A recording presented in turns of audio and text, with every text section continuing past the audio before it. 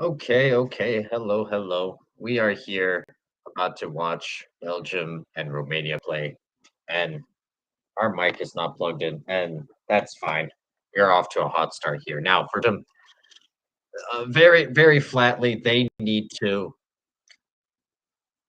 have a bounce back performance, and in particular, we need to see we need to see a renewed effort from Kevin de Bruyne. This is clear. Everyone knows this. You know this. I know this. We all know this. So that's what I'm watching for. Now, on the Romanian side, I just when it's clear that team is supposed to win, if you're the opposition, I don't want to see you sit back. I want to watch you, play as open as you feel comfortable and try to attack the game and force the issue. That's how I view things. That's what I prefer. I don't like the defeatist. Let's just sit back and pray for the counter all the time or as a given. Now, there are moments, of course, when that makes the most sense, and that's fine for those those specific situations.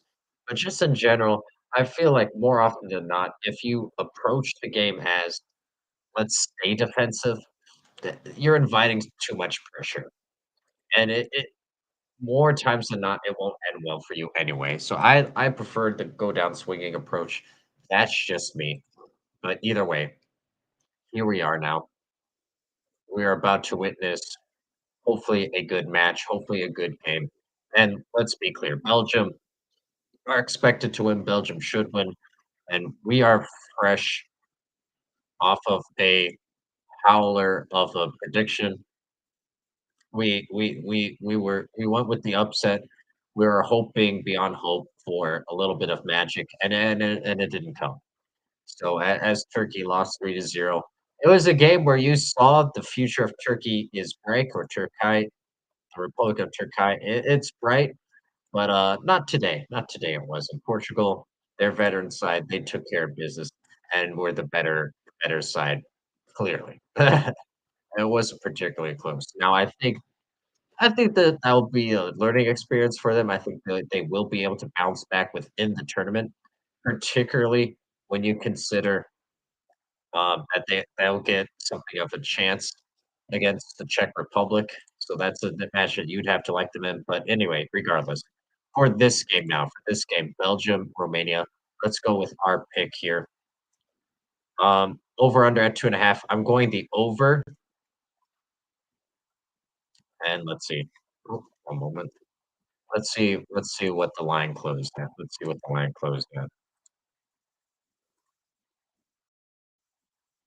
1 moment. Bear with me. This is important. Okay, so Belgium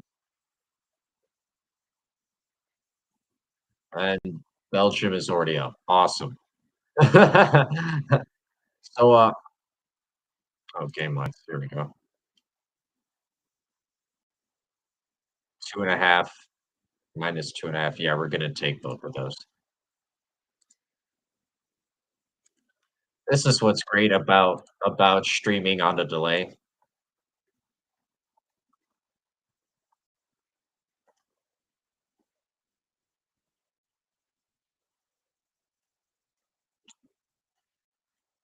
So let's see how this unfolded. This will be good.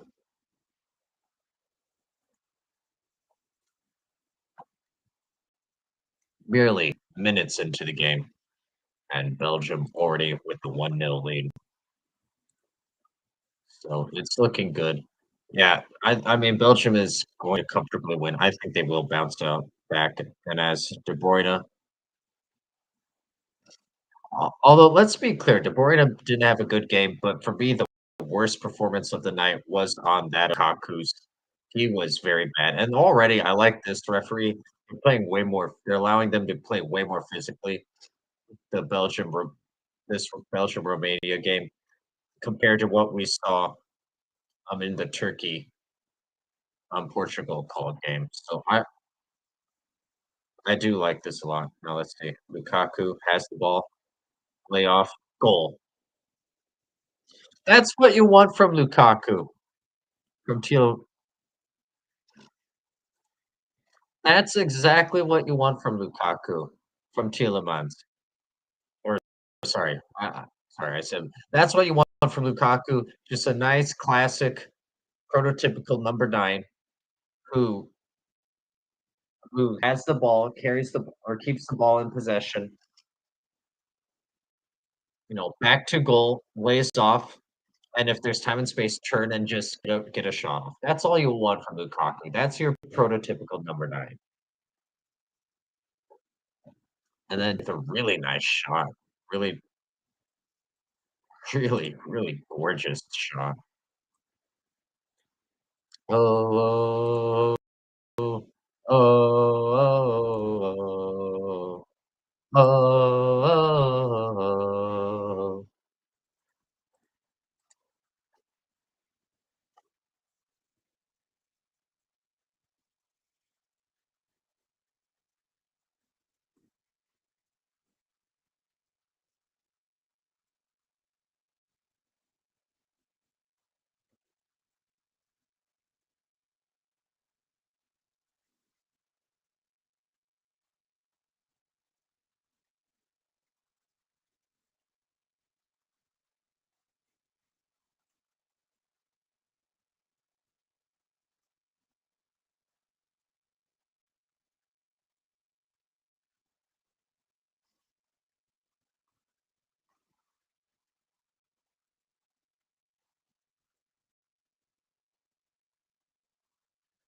shit.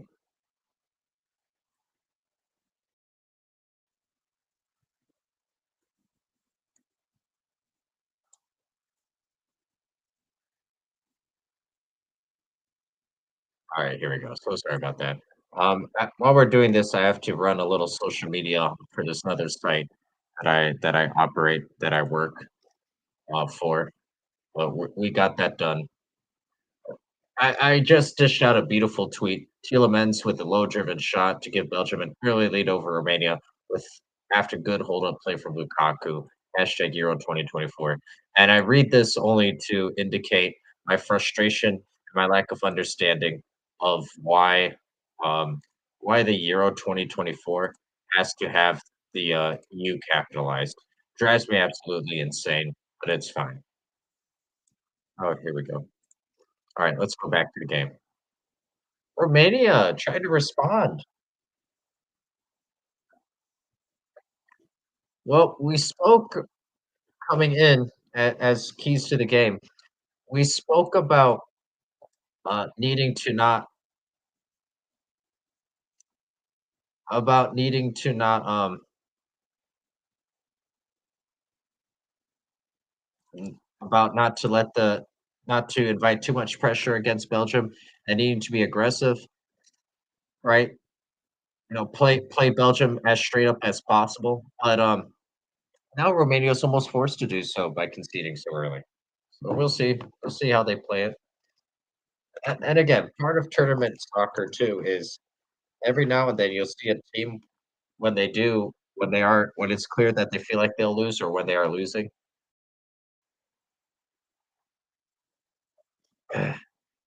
Part of it too is then trying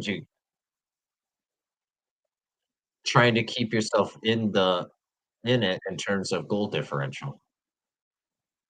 Tielemans, that's a great finish though. Just give yourself a chance. Slow driven.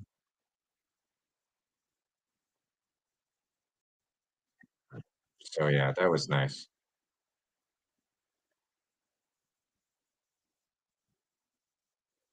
That was really nice. All right. Oh my gosh, Belgium is.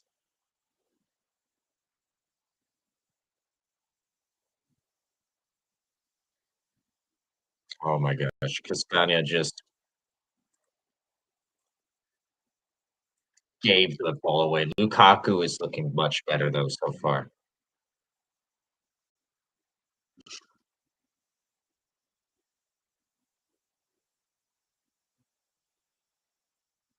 Lukaku has heard the critics.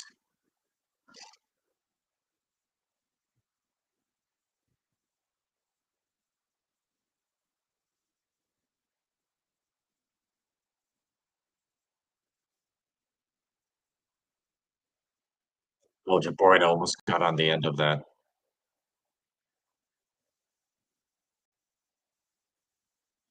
Gorgeous ball.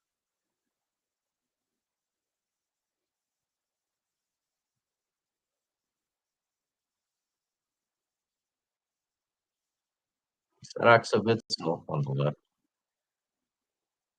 Let's see who's doing. Oh, no, no, he's on the bench. Or he's not even in lineup.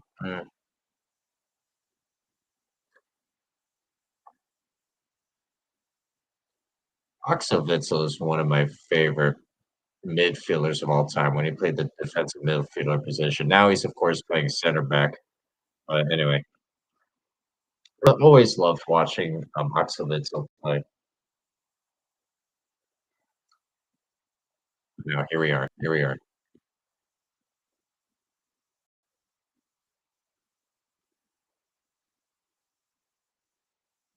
Mhm. Already, this game is much better than the previous encounter, than the previous game.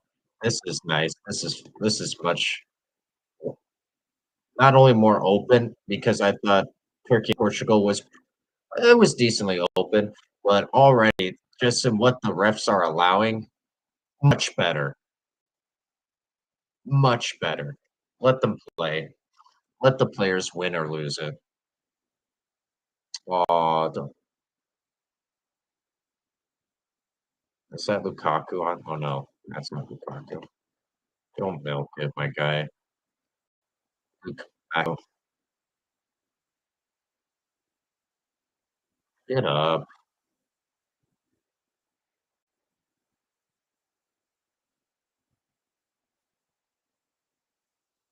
I will say, as someone who obviously is an American, um, I am so envious of the European crowds and the energy that a European crowd brings.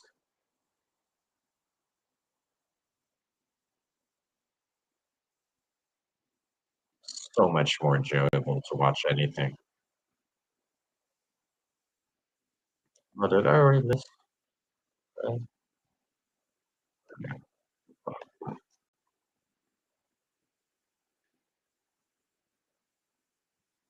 We what a switch there.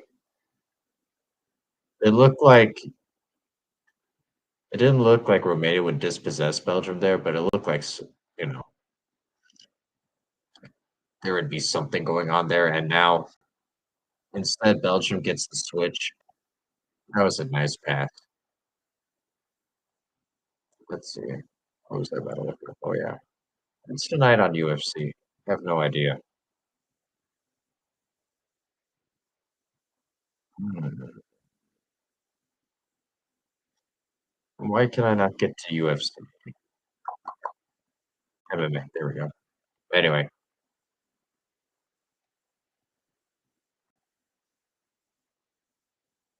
there we go.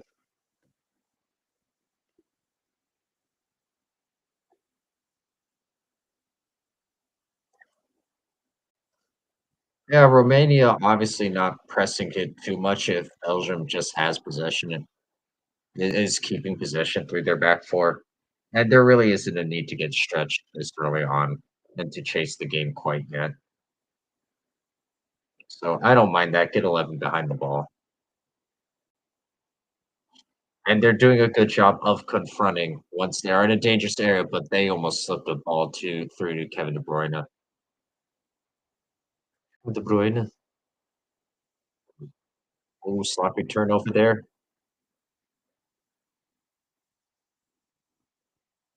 Got the goal scorer with the ball again on the left. Dancing, dancing, dancing. Oh, teal. Oh, never mind.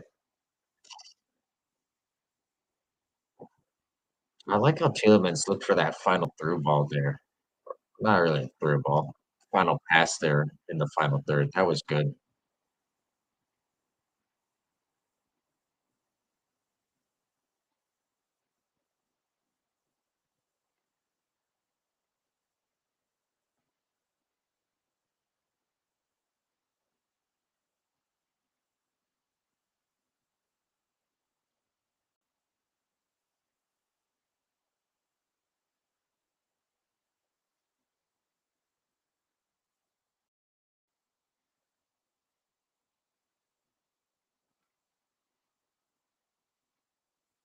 Here we go.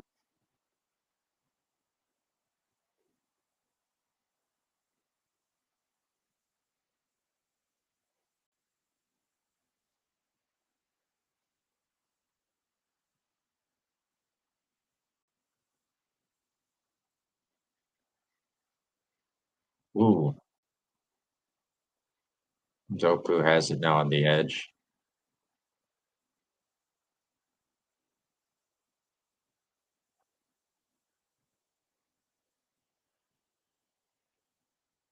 Yeah, now I didn't mind Romania getting 11 behind the ball when it was, more or less Belgium in their own half, but I don't like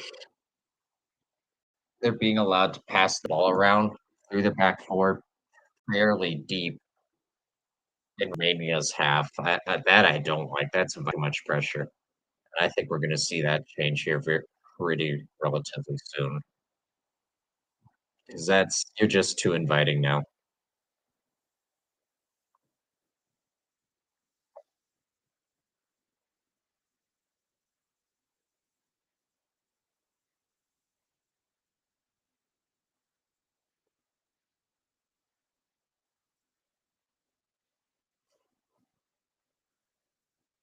Dang. Lukaku showing his strength, showing his size. That was a great last moment tackle there.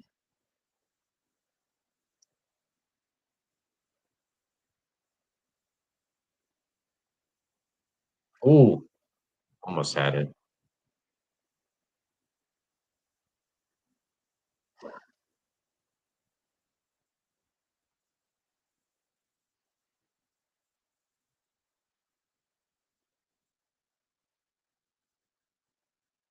It's the Bellator Champions Series.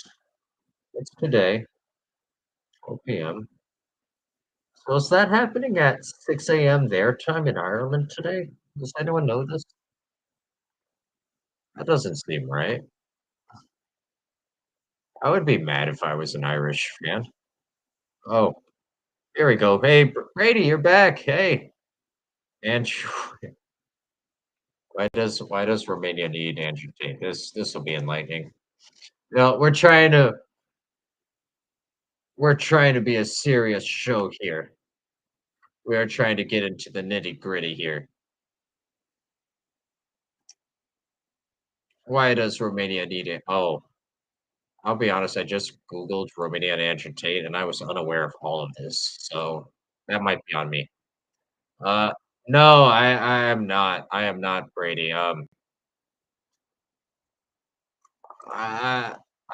do I put this? Am I a fan of him? And so the answer is no. But now the next question is why are you not a fan of Andrew Tate? Oh no, it just it's fine if you want to give vague general advice, I guess, and pretend that you're a guru or someone who's found the secrets to life or wealth or success, whatever. But right, it's a little deceitful. It's a little dishonest, right? And just the way he talks about things and about certain groups of people, it's like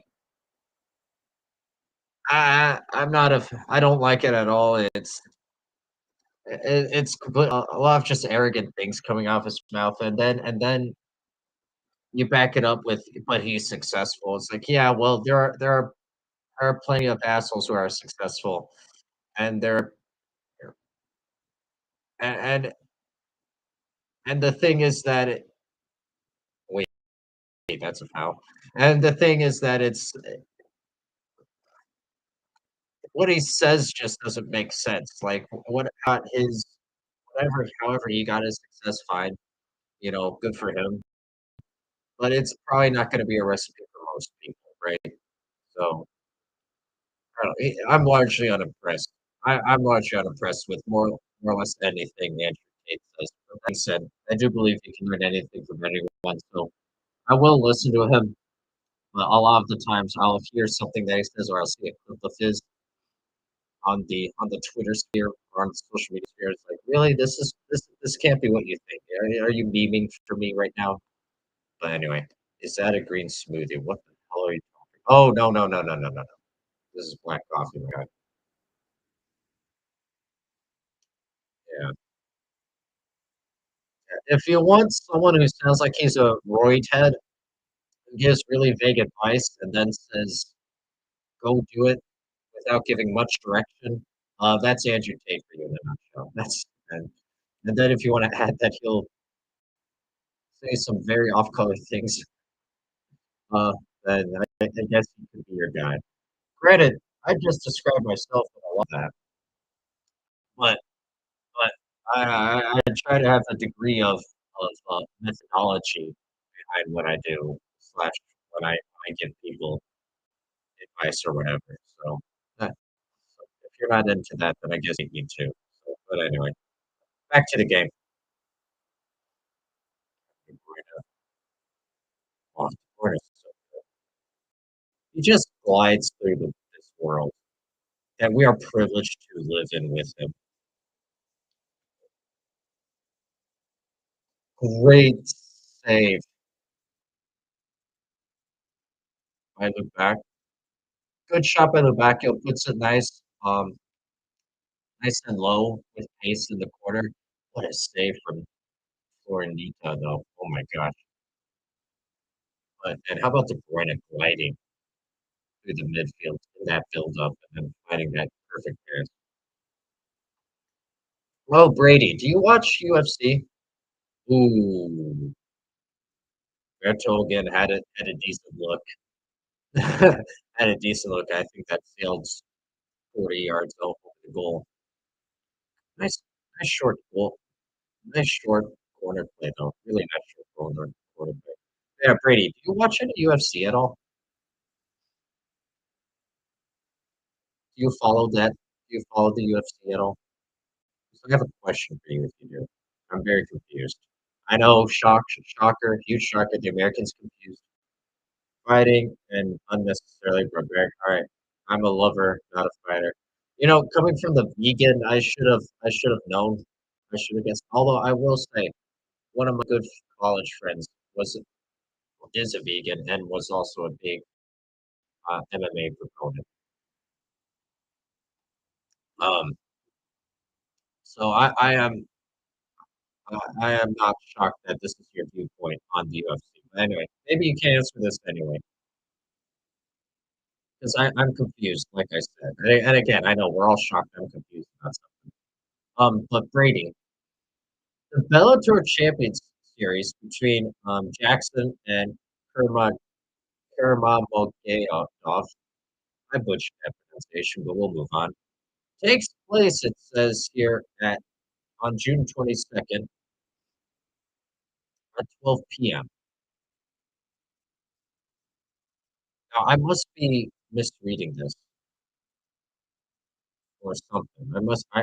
It's very much possible. It's very much on the line that I'm just stupid.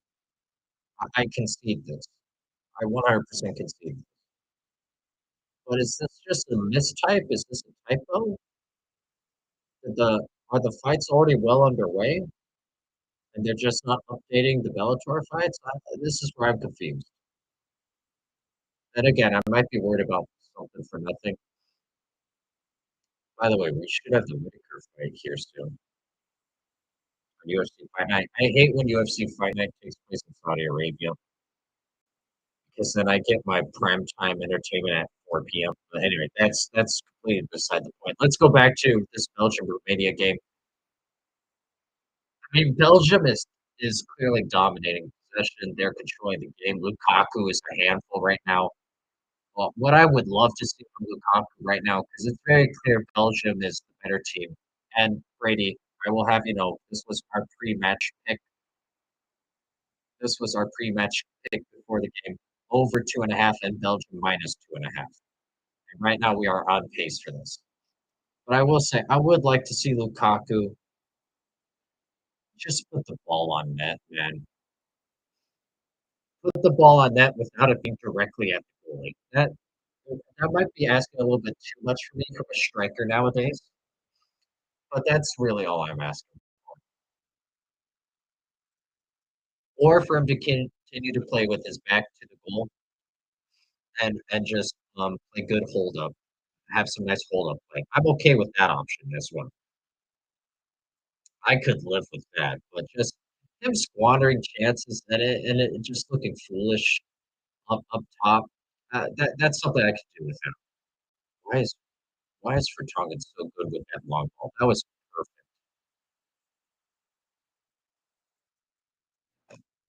As if on cue, Lukaku completely botches a beautiful pass with space. Good 1-2 there from Lukaku. A little bit tight, a little bit tight, but Lukaku made up for it. But as soon as I said what I said, Lukaku, of course, coughs it up, unforced. He then has a good 1-2 there in the penalty box. So gotta give him credit there.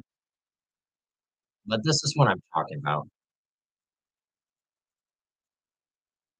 Don't love that. Don't love that. All right. What does Brady have to say now? I just looked it up on TSN. Oh, okay, okay. Thank you, Brady. Thank you, Brady. All right, so it was probably 12 p.m. and they're just okay, or they're delayed. Just a typo then. Just a typo then. Thank you, Brady. Ah, leave it to you to help me do research on the sport that you don't care about. So full credit to you, Brady. Uh, I was confused though. You must understand my confusion, Brady, because it said 12 p.m. and usually they give it Eastern Standard Time. And it's basically 3:30. And it said June 22nd, 12 p.m. So I was assuming they didn't mean Ireland. And oh my God, is Romania going to score here? Well, you're probably not going to win too many 1v5 situations.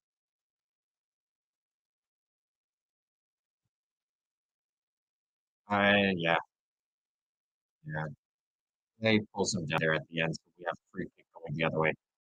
But anyway, so that you must understand where my confusion came from. But no, that makes way more sense. Thank you, Brady. You've been a help. All right, and all right, let's see.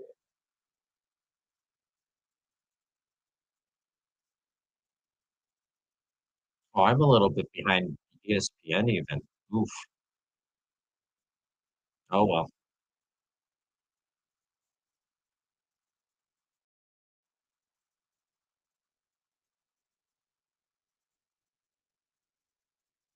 All right, that's fine. We're here at a commercial break. So we're putting up the phone lines here. We will answer any and all your questions. 1-800 Sports Pulse slash, slash live stream. Um, I think that's how these, right? This is how this works, right? If we're wrong. I don't know. I don't know. But but here we are. We are all enjoying Euro 2024. I still have Germany winning it, and it's mainly because I'm completely biased.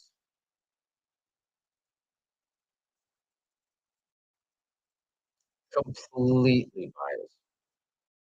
But I mean, hey, they're one of the better teams. So what do you want?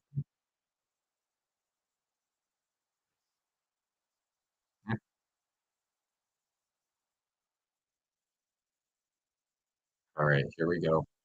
Here we go. And we're back. Belgium doing really well to be patient and then get those final opportunities, get those final balls in behind. Doku is looking dangerous on that left side for now. You'll hear me say this until the end of time. Wouldn't mind a little if we cleaned up our decision making. We're a little more clinical in the final third, but I think that every coach ever. So I'm not saying anything insightful there. Come on, look at me checking my shoulder for that for that next pass. Wait, I think Romania. All right, I said earlier how I liked how Romania was getting 11 behind the ball, but that they were confronting needed. Now they're dropping too deep though, and then they're And then if you don't oh my god, yours just went too. And then alright, I don't know what the hell Romania's doing, because if you're gonna get all 11 behind the ball and then go to put pressure, it has to be as a unit. So, right, if you're playing that deep at times, and then 2 or 3 players go to pressure, now you're stretched, and now you're leaving that big gap, but it's a big gap that's about, 30, 35 yards away from the goal, and now you're doomed. So don't love that. Don't love that at all.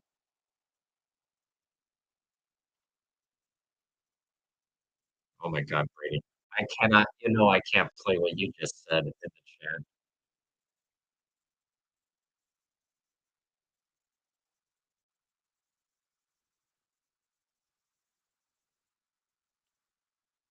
Suffice to say, the German soccer team is who I think should be still favored.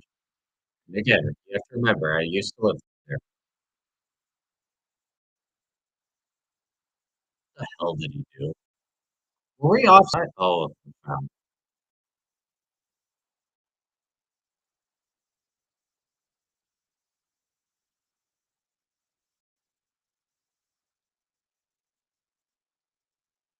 Man, that was a very bad ball from De Bruyne. Again, fair's fair. I view De Bruyne as the most um, underappreciated player in soccer right now. But fair's fair. That was not a good free kick ball. And then the fact that we get a foul out of that going the other way. Come on, clean it up. Clean it up. Oh my god.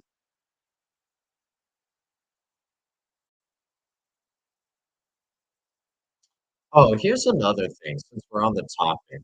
Gegenpress. There is a complete misunderstanding of what that like it's this new philosophical speaking of gegenpress, I do love how we have 6 Romanian players in the Belgian half, trying to make it difficult. Oh my god. But now they're stretched. Romania did the right thing there. That was just an unfortunate bounce for Romania. Great last second foot in there from number 2. Who's that with blue hair? Right to you. Really like that. But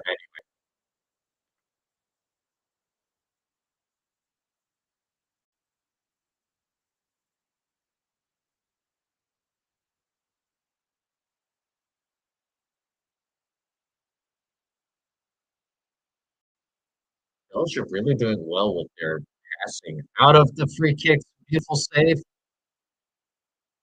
Get another corner out of it? Okay. I couldn't tell if it was a corner or if it was just a really bad miss hit. I really couldn't.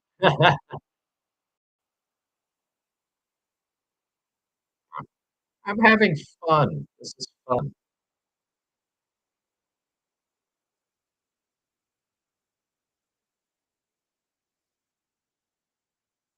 All right, we now have it at the edge of the box.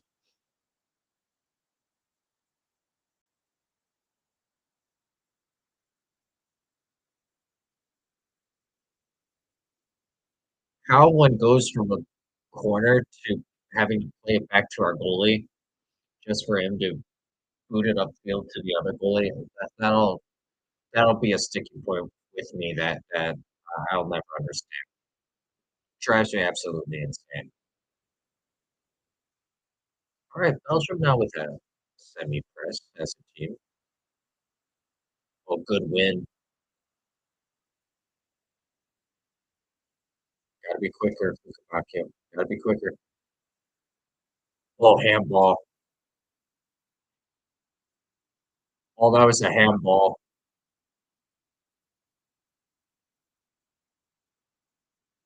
Now, I don't mind the ball to hand argument, but not there. Look at this. This is quality stuff. Okay, Lukaku, why is that your final pass?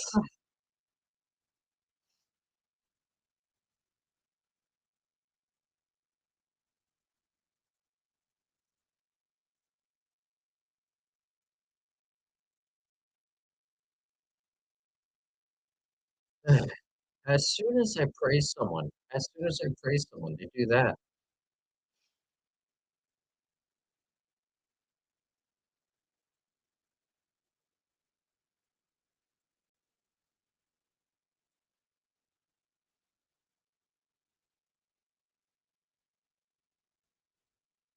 All right, I think I'm in sync with ESPN now. So that's here we go. Here we go. Oh my God. How does Buddy win at 1v3 dribbling? Okay, come on. Oh my God. Got a quarter out of it. Look at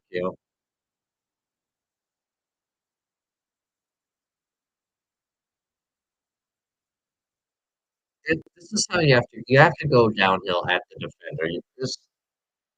You waiting and you inviting the second and third defender, that's never going to be a recipe for success.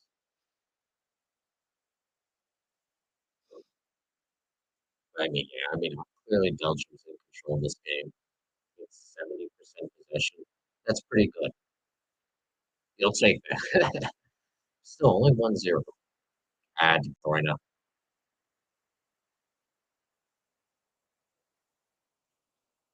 And once again, we get a corner kick and it goes back to the goalie.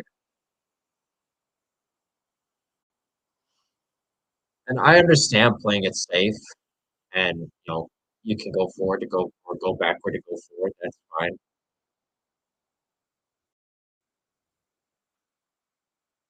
But it happens way too often.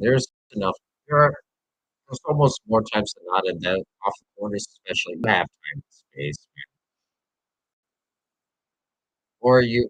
There's at least I can guarantee you there's a better option. Oh,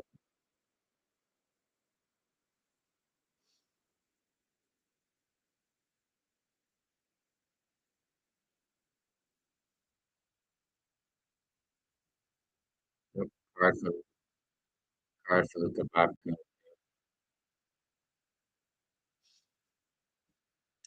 Nice professional foul. Don't mind that.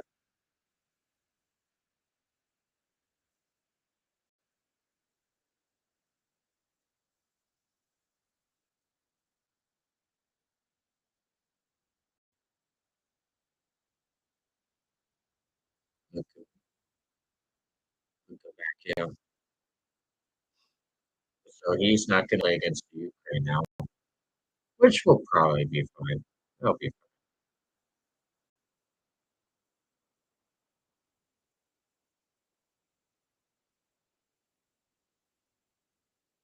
Ooh, that was almost too inviting. Just the timing's a little different there, and we're looking at a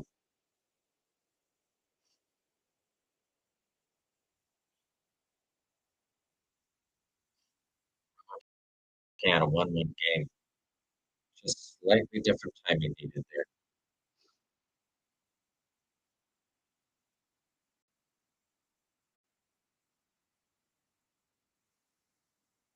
All right, here we go.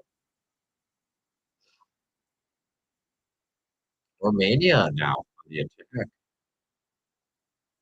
And ultimately a shot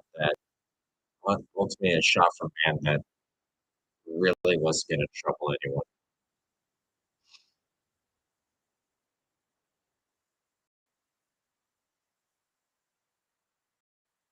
But hey, that was a positive spell of possession.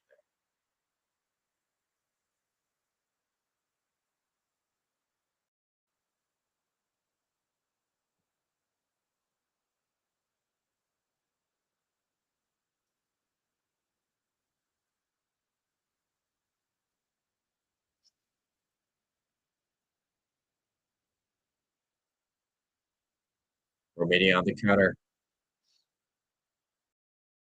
Whoosh. I do love the Romanians' names, but I have to wait for the announcers to say their names so I know how to pronounce it and not sound like a moron. Oh my god, we're open. Oh, the over 2.5 is gonna be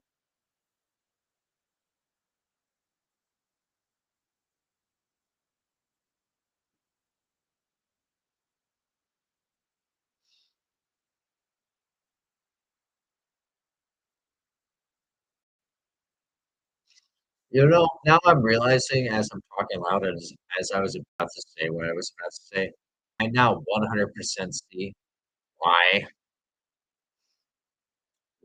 the over under is at 2.5 because, we have Lukaku and we're betting on as a striker. I'm gonna sweat this out, aren't I? Both the Belgium minus 2.5 and over 2.5. I'm gonna sweat this out. This is not going to be a fun day for me. Oh, good. That was actually a really good corner too, and both players in the vicinity whiffed. So the over 2.5 is still in jeopardy, boys and girls, if you're listening.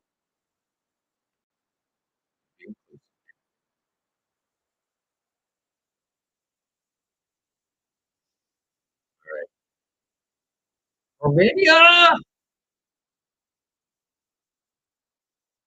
not too bad for Romania.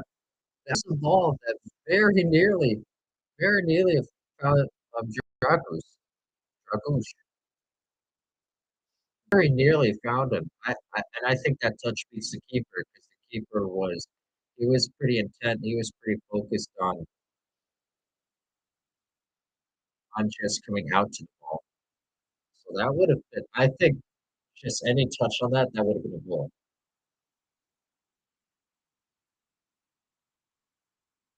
That's Steve's.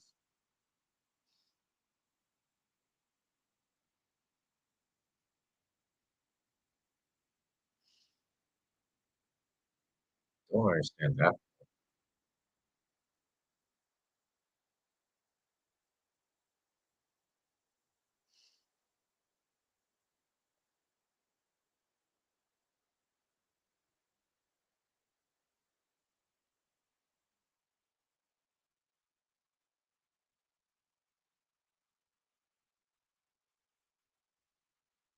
Ole, ole, ole, ole. All right.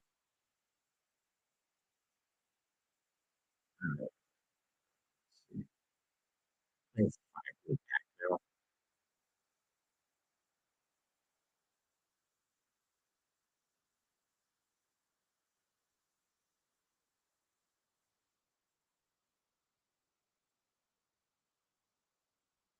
don't love that.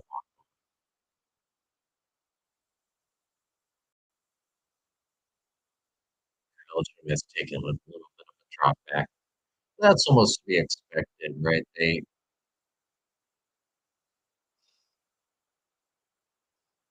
That's almost to be expected because they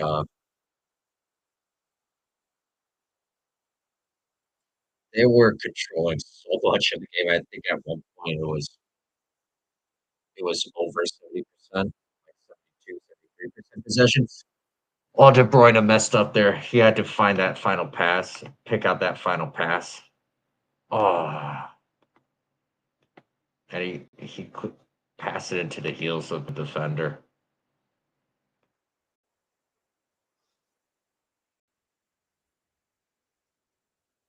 But no, much better from De Bruyne, obviously, so far.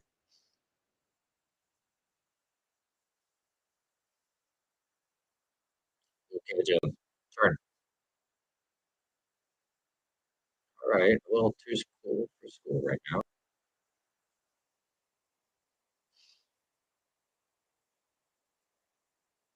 Come on.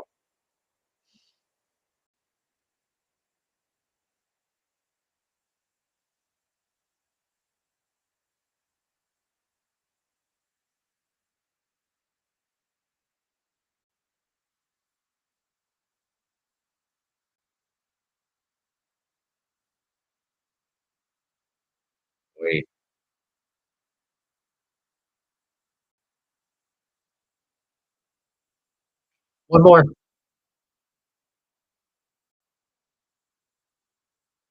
Ooh, De Bruyne with the shot that was gonna threaten the kit. Ooh,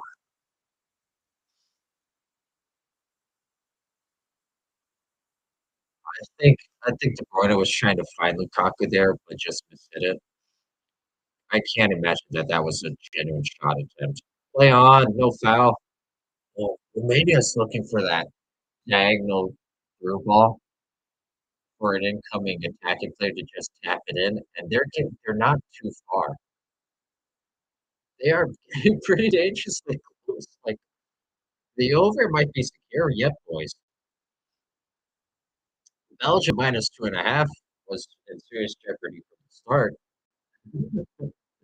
but that's probably why we picked them.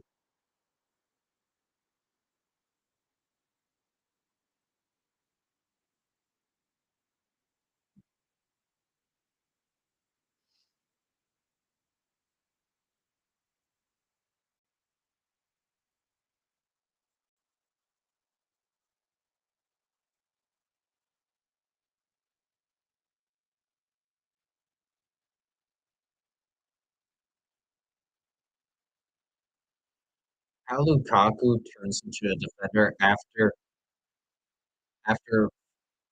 fending off the defender with his body back to goal, immediately winning the ball back and then turning into that same defender. How that happens, I have no idea. I'll never. Like, what do you think happened to the defender in that second? Why in your head do you think the defender just completely dropped off? This is part of what frustrates me about Lukaku.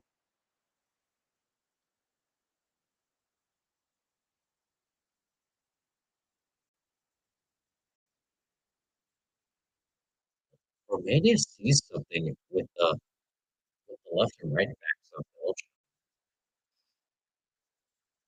Sorry that they get a little bit too far up at times. And they view them as something as a weakness on this defense. They are hitting those diagonal balls, and they're finding success. Let's be clear about that. Now, Belgium obviously is still dominating, still controlling large parts of this game, but that's quite something. Or Romania with a chance there just needs to keep it low, off the corner, decent set piece.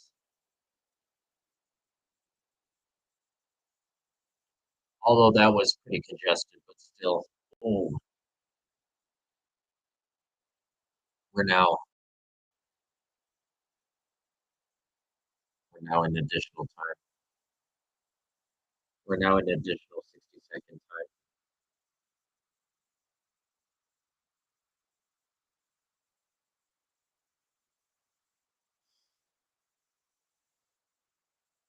All right, come on.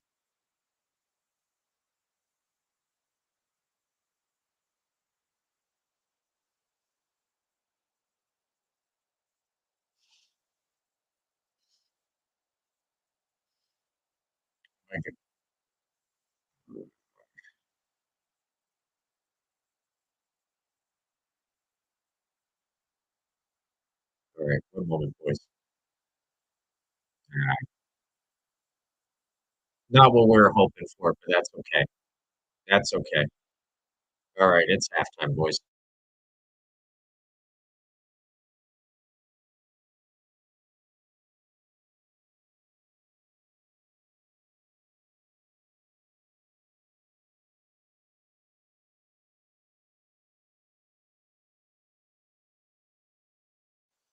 Okay, that was a good game for the first, I'd say, 35 minutes. It dropped off a little bit the closer we got to halftime, but you expect that. What, they're supposed to be brilliant for 90 plus minutes on the 90 plus minutes on the pitch every time they step on there. That's an unrealistic expectation. Really high flying, really good energy to begin with. Don't love how Romania has stayed. in a back five, then continue to drop their 3 main offensive players also behind the ball, and having that line of confrontation be about 35 yards outside from their own goal. Don't love that. I loved how earlier on, that line of confrontation was closer to the halfway line. That's fine, right? If Belgium wants to play along their back four, but their feet are stood in the Belgium half, you can live with that. That's fine. But Belgium controlling the game and Belgium keeping possession um, fairly comfortably Romania's half, that's not good. And we've seen Kevin de Bruyne mainly be able to open up the Romanian defense, particularly when given time and space. Uh, and couple couple moments of undiscipline from the Romanian attackers when they when they individually decide to press and leaving it too much space in behind. So you have to pick if you're going to drop or if you're going to press, then you have to press collectively or more as a group. It has to be coordinated because I mean, let's be real. Romania is fortunate to not be down, but conversely, conversely, you have to give Romania credit whenever, pardon me, whenever they have had chances, they're looking for that diagonal ball. They are trying to take advantage of what they clearly see as a weakness in the left and right back of Belgium. That is very clearly the game plan for Romania. And to be fair, they're only about a couple millimeters off from having actually found that success from one of their players being connecting at the end of one of those passes and striking goal. So let's be clear on that.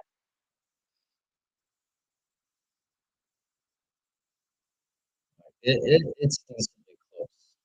It's they are not too far off from us having a conversation about this being a tied game at this point. They really are. So credit to them. Romania honestly hanging tough.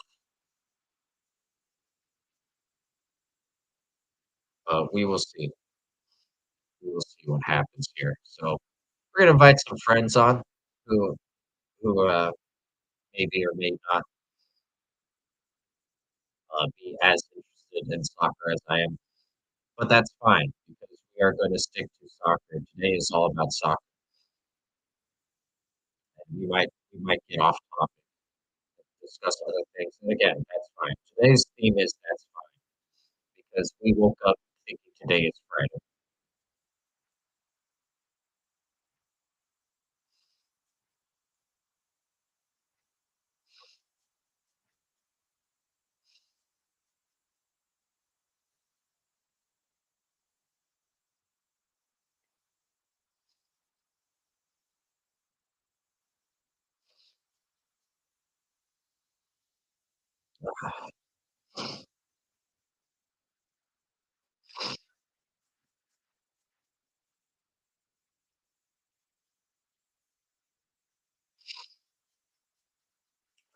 I am I'm dying.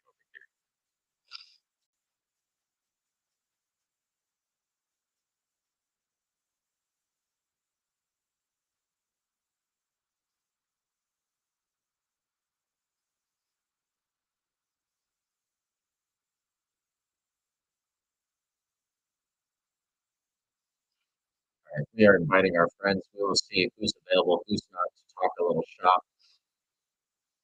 I'm thoroughly enjoying myself, ladies and gentlemen. Brady, what happened to you? Where are you? Are you upset that I didn't play your latest comment?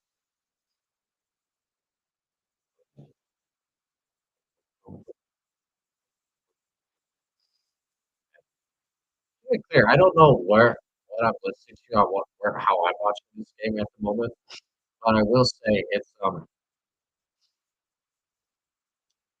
fun to listen to this. Right now, it's some like fun Euro techno music in my ear right now. So I'm vibing. We're enjoying life right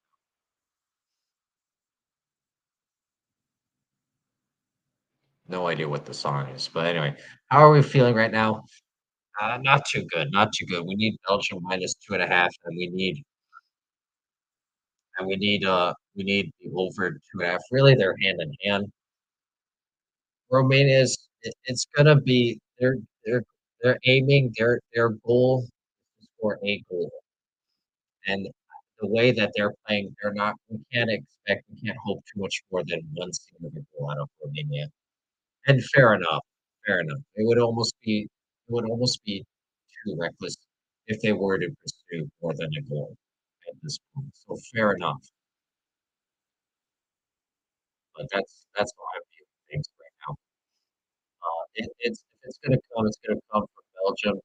And good God, if I ever put my hopes and dreams in Lukaku again, I hope someone smacks my phone out of my hand because this is infuriating to watch. It it's borderline depressing when you're counting on Lukaku to save the day or anything. And this has been true for me personally as a Manchester United fan for quite a while now. So this is fun. It's almost like reliving the worst parts of being just being a soccer fan with a team who I don't have a natural rooting interest in. But again, it's fine. But again, it's fine. You know, will I learn my lesson and not depend on Lukaku? Um, probably not. Probably not. But so the over 2.5 goals scored at Belgium covering minus 2.5 is resting solely in Lukaku at the moment. And again, 100% my mistake, 100% my fault. And I hope to learn from this experience. I hope to grow as a person. But we're not likely to. We are not likely to at all.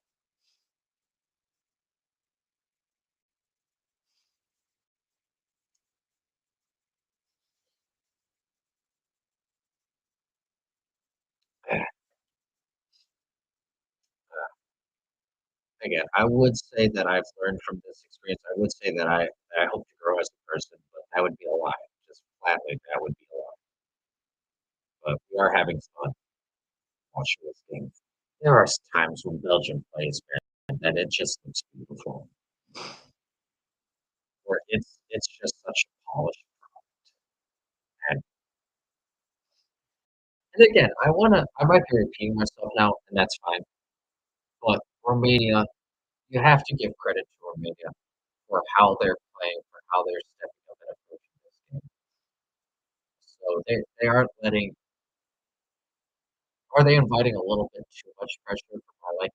Yeah, yes, they are. But they're playing within themselves. They're approaching the game well, I think. And they have been dangerous. So officially, let's see what the official shot clock or stats are. Official 6 shots attempted, only two on net. I would say they've had 4 or 5 dangerous opportunities, what I would call moments where they could have scored. So that 2 shots on goal is a little deceiving in my opinion. On the other hand, you know, Belgium with 7 quarters, Belgium with 4 shots on goal. Not too many clear dangerous opportunities outside of the goal, obviously, but for sure opportunities where they could have made it a little more of something. Now, granted, they did force what's his face? They did force Nita to make 2 really nice saves. I'll grant you that. But overall, they have obviously controlled this game. This is obviously the Belgium, um, having the greater share of chances. But overall, a little couple squandered opportunities at the same time. So that's why forget about Belgium being minus 2.5. forget about that. You cannot dismiss Romania still making this a game at this point. And it's only because of the wasted opportunities from Belgium that we continue to see. And again, Romania is looking very specifically for that one ball for what they view as their weakness, and they've come close to connecting there. So for anyone watching, for anyone tuning in now, don't be surprised.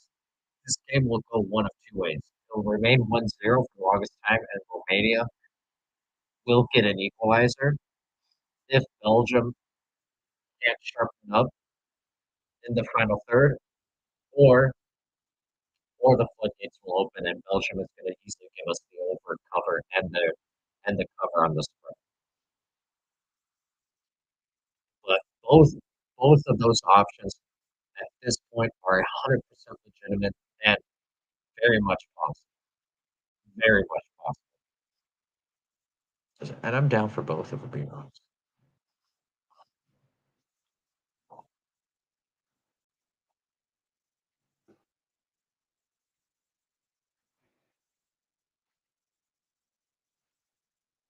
All right, let's see who just joined.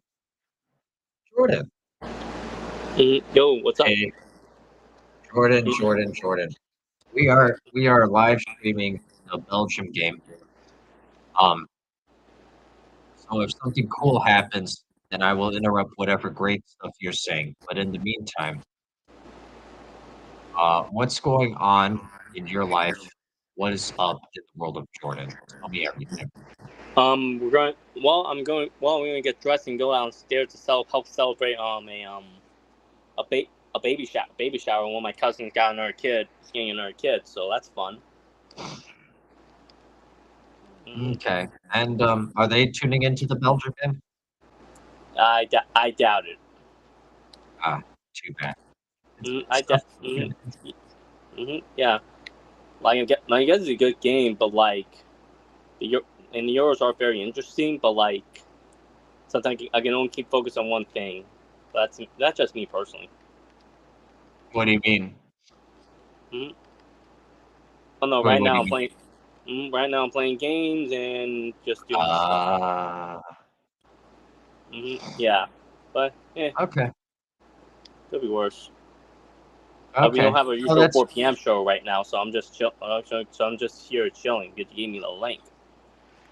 yeah. Oh, yeah. This because of the timing of the game. This is now the 4 p.m. show. Mm-hmm. And again, that's fine. That's more than fine. But anyway, let's see if there's any news here. Oh, did you see this, Jordan? Eastern Michigan University unveils Crosby Field. Did you see this? No, I had not. Yeah. So Max Crosby donated $1 million to Eastern Well, of Michigan. course, Max Crop was the Eastern, like he was a Mac graduate, like he graduated from the Mac, and like Yep, I think he went to East Michigan, so yeah, that's really shocked. But William, wow. exactly. Exactly. Mm-hmm. Yeah. So now it's called Crosby Field. Nice. And Nice. let's see. Something he can have over Mahomes. Like, and hey, I may have lost the Super Bowl. I made it to a Super Bowl. I got a field named after me. So yeah. but I will say one thing that Max Crosby now has over Mahomes is at the event they gave him sledgehammers to break the final bricks, like, or the final blocks, and then he karate kicked one. So that's something Wow. Mahomes can't Beat that, Mahomes. do. Like he's literally like, "Hacha!" Wow. right, right on the brick. And I didn't know this, but girlfriend, Mm, his girlfriend, wife, whoever she is to him, also went to Eastern Michigan, and that's where they joined. That's where they joined or Nice. met. I mean, that's where they met. So Nice. that's a true love story that I can get behind. Hashtag Taylor Swift. True love, baby. Yeah. All right, Jordan. Let's go. Did you see? Did you see this, Jordan? Hmm.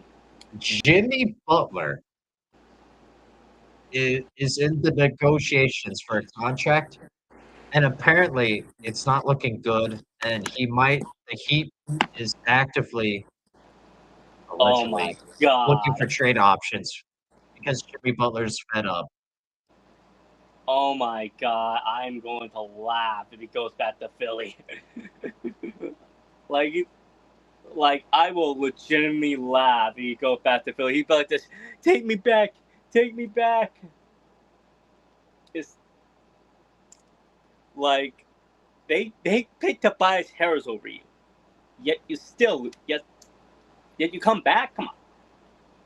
Have some dignity. Have some dignity.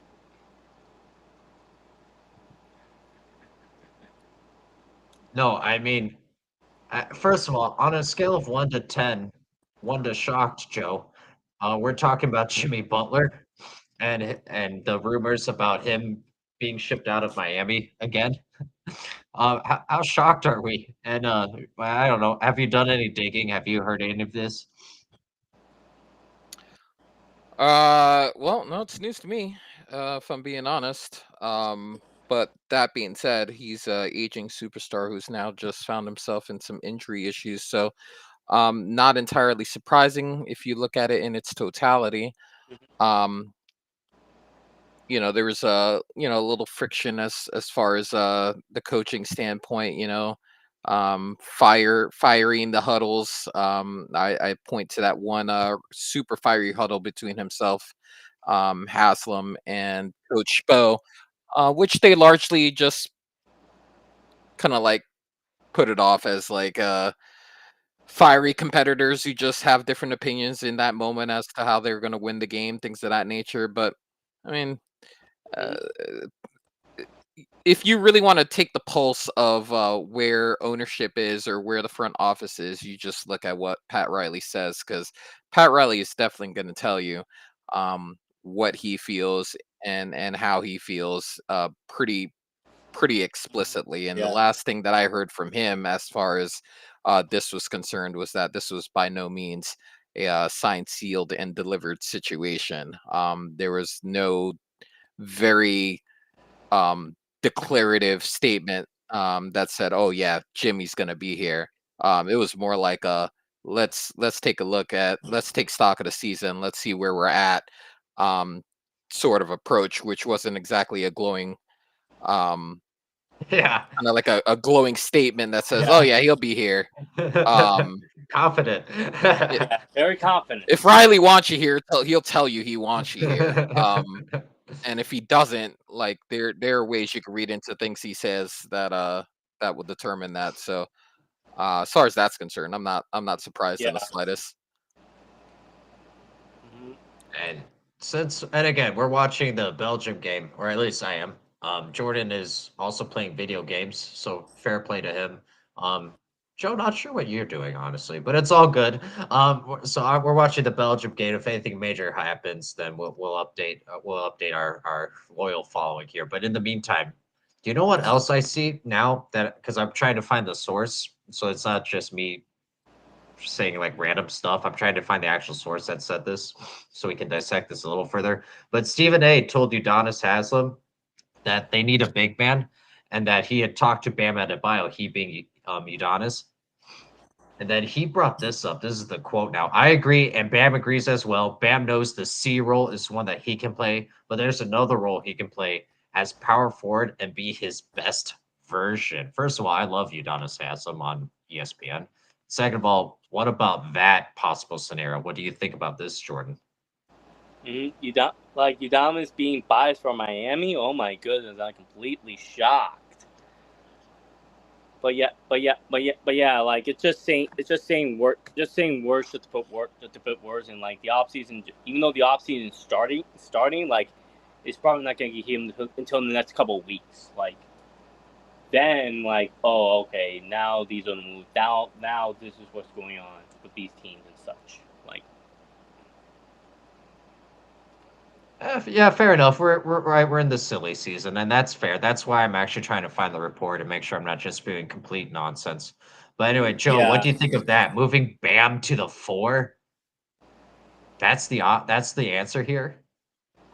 Well, I mean, a lot of similarities can be said when talking about Anthony Davis's preferred position. He's been very vocal in the past about being about the 4 position being his more natural position. And I believe in the year that they won the championship, he was playing the floor a little bit more than he's been playing it Yeah, recently.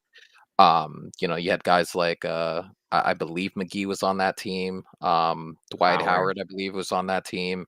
He Yep. had guys that were more traditional fives playing more minutes at the 5, and you could argue that him not having the bang against the fives of the league maybe kept him a little bit better in better shape towards the end there. The bubble didn't hurt either. Shout out to Disney. So as far as Bam's concerned, um, maybe they're finding a realization here that maybe he is better suited for the 4. Maybe this provides his best situation moving forward. But the question is, Yeah. what 5 are you putting there next to him? He's not an outside threat. Neither really is Davis, but at least he has the capability of getting streaky from back there. If you wanted to space the floor, I worry about spacing when it comes to moving Bam to the Yeah. 4, depending on who they have at the 5. Now, if you have a 5 that's like a stretch 5, kind of like I mean, not this specific player because I believe they've actually done this dance already before, but kind of like maybe a Brooke Lopez type or a Kelly Olynyk type where you have the capability to stretch that 5 out and keep the spacing inside the paint for your primary post presence. That could work. And then on the defensive ends, they'll deal with the banging against whoever that 5 is, whether Jokic, a Wemby, whomever they're going to come across that has like a legit 5 that can cause you some trouble. Maybe that's what they're looking for there. Um, but I guess we'll see. What the free agency holds or trade wise, who they get in there to play the 5. But maybe that's kind of like their viewpoint on how to unlock Adebayo. Mhm. All right, and that's more than fair. Here we go, Jordan. You'll Mhm. love this. One of the fives who to pair up, who Joe just right. Joe was just brought up good point. Well, if you do that, who is your 5 then? Um, Tell me what you think of this. He's apparently on the market unofficially. What about Mitchell Robinson? Since the Knicks are preferring Hartenstein over Robinson, like that's gonna sting. That's gonna sting. That's gonna effing sting in the you know what.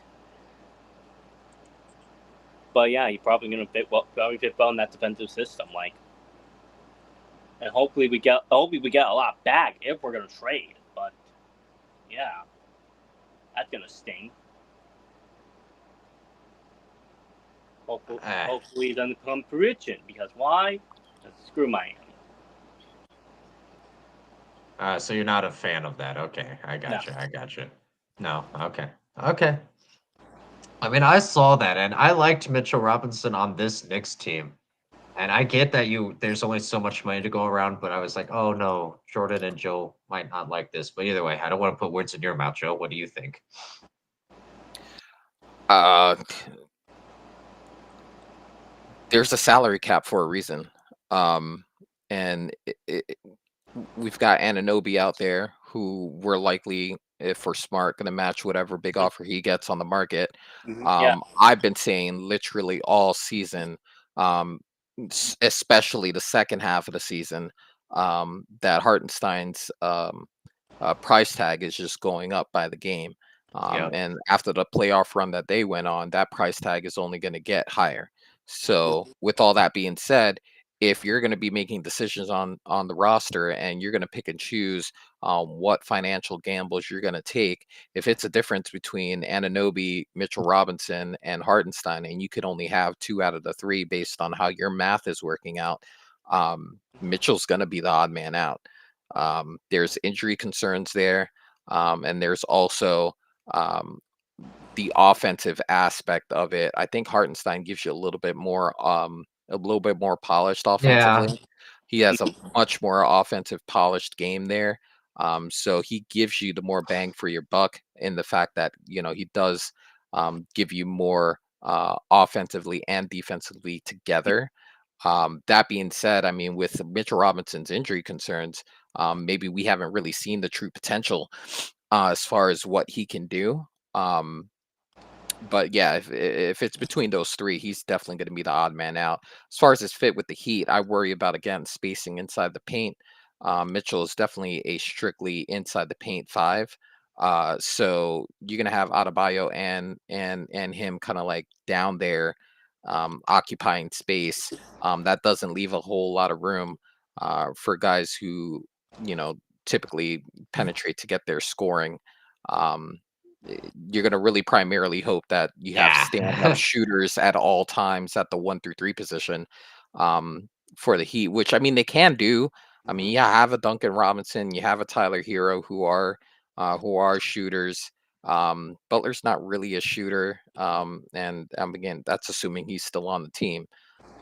Maybe you flip him for shooters and then turn that into something. I'm not sure what you do there, but um, you would primarily Oh, have to have 1 through 3 Joe. knockdown shooters if you're going to flood the paint with those two. Here we go.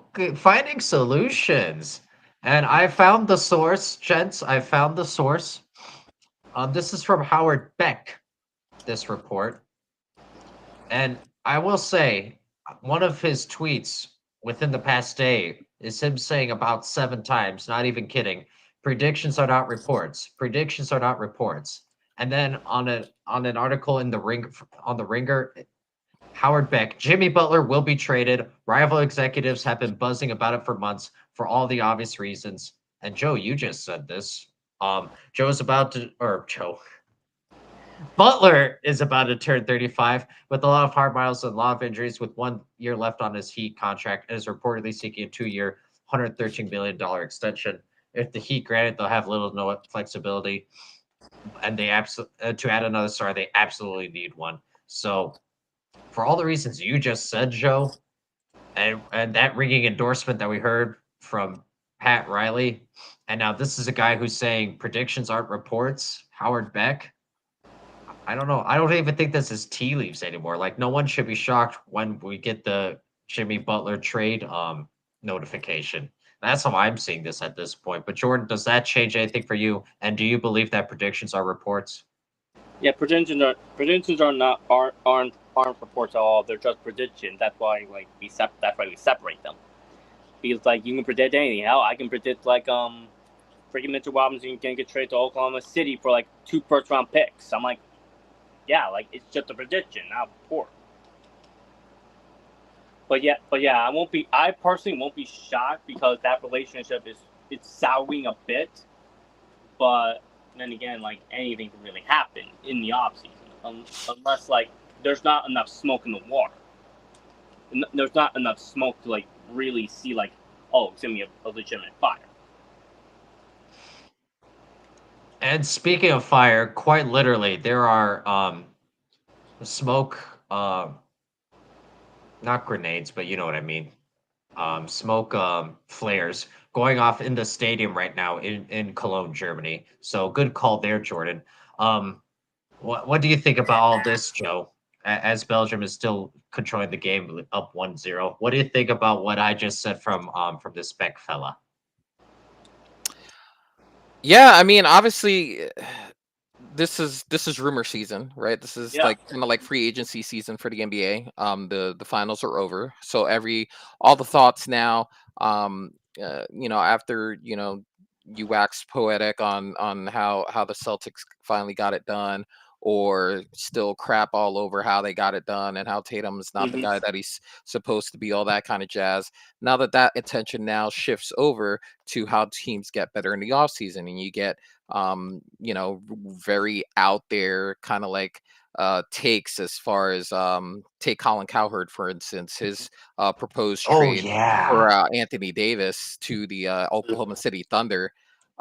He gave a kind of hypothetical situation where OKC gives up 4 first-round picks, Jalen Williams and Cason Wallace, God, for Anthony Davis, and how that helps both teams. Obviously, the math doesn't work, he stated, but these are the kind of things that you kind of just like. These are the kind of things that you just no. I mean, he said it. He said it legitimately. The money wouldn't work, and you'd have to get a third team there. But um, these are the kind of hypothetical situations that the talking heads now pivot to. They have all the rumor mills. There's still coaching vacancies available right now. Cleveland still needs a coach. Detroit needs a Yeah. coach. Detroit might not even have a coach until after the draft. It is entirely possible that that's the case with the draft quickly approaching. They really mainly just want a coach before training camps and things of that nature. But oh, hello, let's go Belgium. Are It's you gonna be ahead of me? chaos. You're ahead of me. I'm looking at your screen. I'm looking dead at your screen. Yeah, the score. Oh, I'm ahead of me. Yeah. I'm looking at your feed. What Um, Go. Go ahead, Joe. Go ahead, Joe. but yeah, I mean, I say all that to say, this is rumor season, so these are the things that that talking heads are going to talk about, whether it has to do with the Heat situation, where's Klay Thompson going to go, when do the Warriors get rid of the non-guaranteed 30 million off of CP3. These are all decisions that these guys need to make. One person that I will say that I do follow, as far as the math is concerned, I consume a lot of Bobby Marks content. He's like basically the math guru. He's a guy that always put. Oh no. And we lost Joe. Oh, Joe. Are you good? I returned.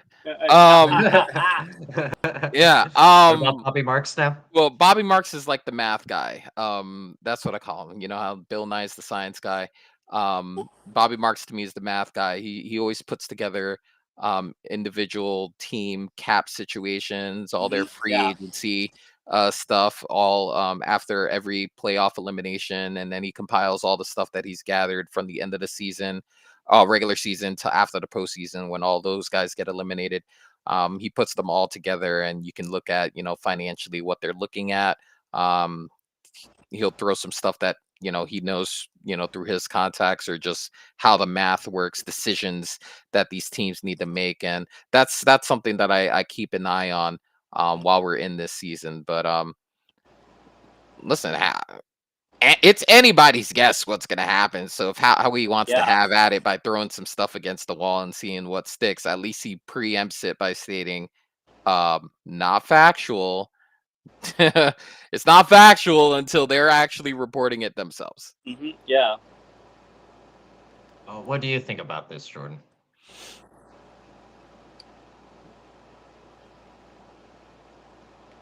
Oh, Jordan. No thoughts? Yep. Yeah. Yeah. Like, it is rumor season. Like, Okay. a lot of BS in the model. It's gonna be a lot of Twitter aggregator accounts spewing out a bunch of lies and rumors and presenting as news. Like NBA Central Twitter is gonna be there's gonna be is Hall of Fame of like misspreading information. Like, it's gonna be bad, and I'm all for it. Jordan is the #1 proponent of chaos on this show, and I will say, I'm also a proponent of burning those aggregator accounts to the ground, but that's too far. Not too far enough. But that's good of you to recognize that it is both not too far and also not far enough, Jordan. I'm proud of you. That is growth. That is growth, which we support. But I will say, do you guys? I told you about my bad beat from yesterday. I had the Edmonton Oilers over 5.5, and we all saw how that over went. So that was a bad beat. And right now we are all witnessing a bad beat. I have in this game the over 2.5 and Belgium minus 2.5. And that goal that I just celebrated, that Joe said, "Hey, idiot, it's on your screen." I was like, "Well, I don't see it." Oh wait, the other It's game, I got called back for offsides. That's unfortunate for yeah. them. Yeah, for So your wallet, Gabe. yeah, and then I have Blame Brady the roasted me earlier. Ah. They preemptively put it out there. Oh yeah, oh yeah. Brady, he's like, so are you old enough to gamble, or did your government prevent you from making stupid bets based off of your dumb choices? That's what Brady messaged me earlier. So it's been a Jeez, it's going in now. Okay. it's been a rough day, boys. Uh, Again, I woke up, I thought the day was Friday. It's been a rough one today, boys. So oh my god. tough. And Belgium just passed the ball to Romania, and we don't need to get on that. But anyway, Ah. what about this? Oh, I only laughed, Joe, earlier because right, I love how at the end, Colin in his thing, he's like, the math doesn't math. Then why are we dedicating a whole segment to this? You know what I mean? Like, granted the math doesn't work. Maybe that's just me being difficult. But anyway, if you go knowing in that it's not going to work, then maybe not waste 6 minutes of our lives. But Yeah. that's just me. That's just me. Now, Because what Colin about this Cowler's a one? hack. And he gets rewarded, and just like Stephen A. Smith, he gets rewarded too. But granted, I would be doing the exact same thing. But anyway, what about this one? I don't know if this is rumor or not. So I'm not wasting people's time, but I am seeing a report that the Spurs are interested in trading from their 4 spot to the number 1 spot to get Sar. Oh A, boy. realistic or not realistic, and B, would you like this? What do you think? What do you think, Joe? I think largely that would depend on if they feel that's a good running mate in the front court with Hmm. Wemby. Obviously, I feel like they would have had to have crossed paths at some point or another in their time in France. Whether I honestly don't know for certain. I did not follow Wemby, when he was out there with the Metropolitan team. Um, so I couldn't tell you if they have cross paths professionally out there, but I feel like they should at least know of each other, if not followed each Yeah. other Yeah. um into in their own individual careers. But I think that's what it largely depends on, if that's something that they want to do. It'll also Yeah. be dependent on what they're planning on doing in free agency or in the trade market, because a lot of what's happening, a lot of the rumor mill that's happening right now is trying to find a veteran to pair with Wemby Yeah. and to be the focal point of their ascension. Because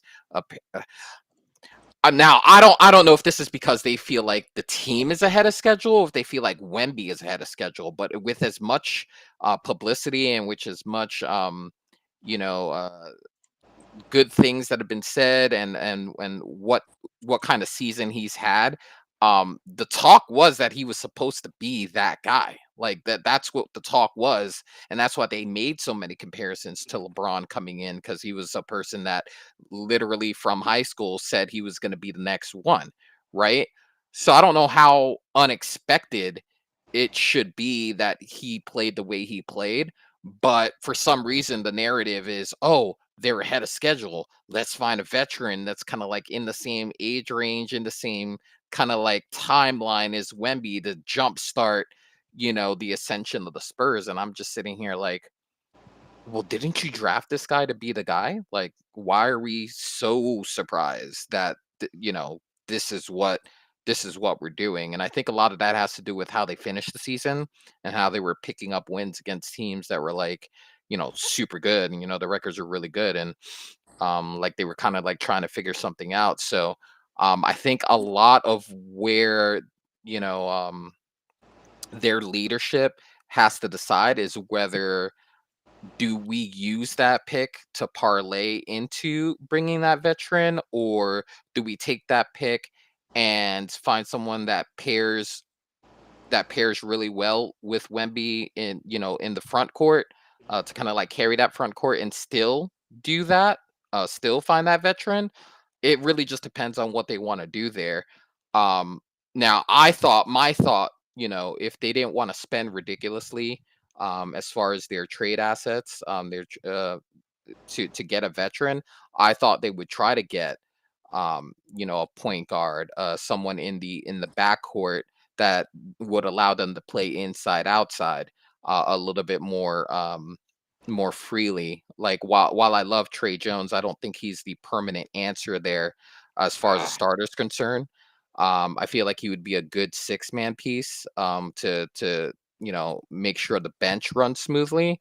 But I think they need a little bit more pizzazz, if you will, out of that point guard or shooting guard position to pair with Wemby to have a more dynamic, inside outside situation. So I thought, that would be where they go, with that first round pick. Um, but yeah, I think it really just it's really up to the leadership in San Antonio if they feel that strongly about a Sar Wemby, combination. That French connection, if you will. If that's best moving forward. must be said too, whatever you give up, it would be worth it if it pays off. Obviously, it is a Right. risk, though. It is a risk. Hmm. Um, but I didn't think of that honestly, Joe, about possible prior Wemby connection, and so why not? I'll admit I didn't think of that, so that does change things a little bit. Jordan, what do you think? Yeah, I think it's more. I think like for me personally, like if the French connection works, I think it's gonna be like I was gonna say San Antonio does love its French connection because like, but like Ginobili and Parker they were French, right? Because Yep. yeah, Well, Ginobili not. Ginobili's I get, Argentinian, I okay, believe. yeah, the four, but Um, like I the get foreign what you're connect, saying. but the foreign, Boris Diaw and Tony Parker are the French connections when it yeah, they're comes trying to to. like find like another French connection, like Boris a French Diaz, heart and though. soul to like try and see if like it can help mold the team together. That's like if they trade up first. Like for now, it's like get either you draft a point guard. He doesn't have to be like like Bassad and such, but like someone that can at least like hold it down for the next 4 to 5 years and see if he's the guard of the future, when, along with Wemby. It's that or use that pick to trade for a veteran. Like if it was for Trey Young, I'll be laughing. I'll be laughing my well, and we'll see, and you'll probably be in the ground crying yourself to sleep. Yes.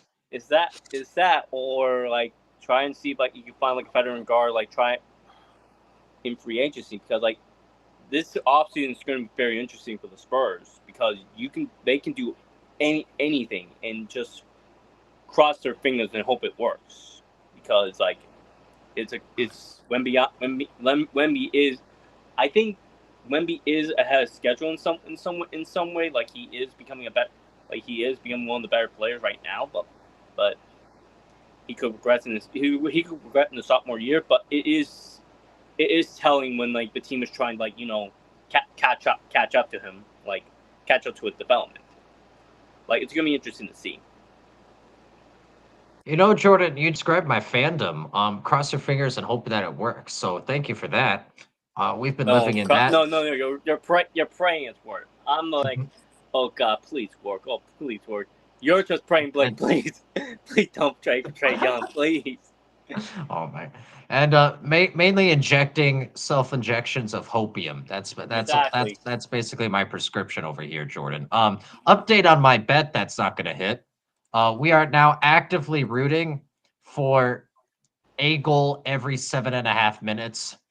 Just we'll take the overhitting at this point. Oh, That is what we are actively rooting for. We need one goal every 7.5 minutes for us to stay on pace, boys. So come on, let's oh get it boy. going here. But in the meantime, while we Have watch fun me with lose that, more Gabe. money, eh, while we're watching my bank account dwindle, let's talk a little NFL. Let's talk a little NFL. Um, anything in Hassan Reddick, he particular? was in Japan. Oh my There we god. go. There we I go. was. What about this situation? Go ahead, Jordan. Cook.